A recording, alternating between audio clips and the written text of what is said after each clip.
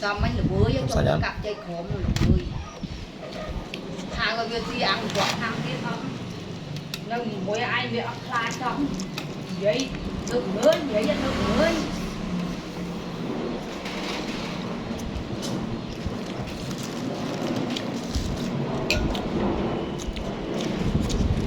cho nhiều mỏ anh mỏ mày bên Nam mà mỏ cho nhiều mỏ mỏ tuột nó vào đó ông mỏ khinh ngao khinh có bao khinh luôn đúng không tập đào mấy trên đi nhóm mấy mình câu hủ lên anh ta câu hủ mở đây tôi sao mình khinh ngao ba lần lăng xỉu vô nắng trên được nhóm mấy bỏ lòng thử pin luôn được không ngày năm tiên đào pe bị chân ấy chặt năm mai ghế chặt năm thứ ba mình nữa cái nhóm đa trên trong phiên cả đo với ai mày chập làm đo vẽ đôi nhóm mày mày cho hao với nhóm tơ tôi ca bánh lên tia là lớn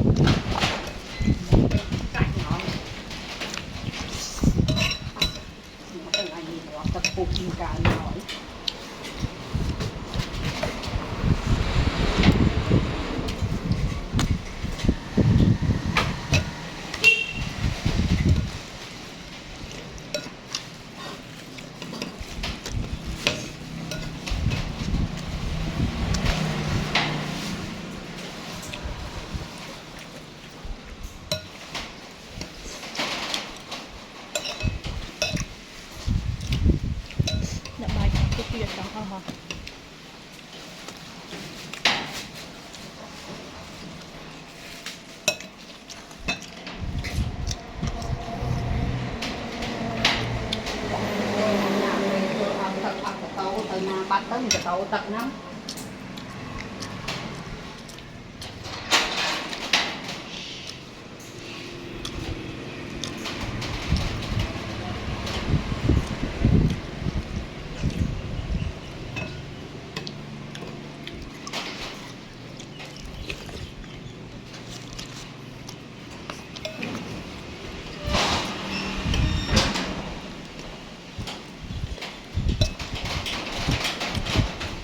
Cái phải là mua tăng tăng có ai ăn cái cùng ngon đấy Ok.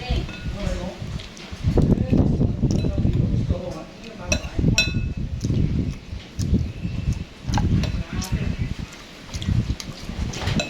Đây mà ngồi ấy. Đây đúng cho bằng vòng này. Cái bê tông mà nhân lao luôn à. Mà vòng quy chẳng được tung.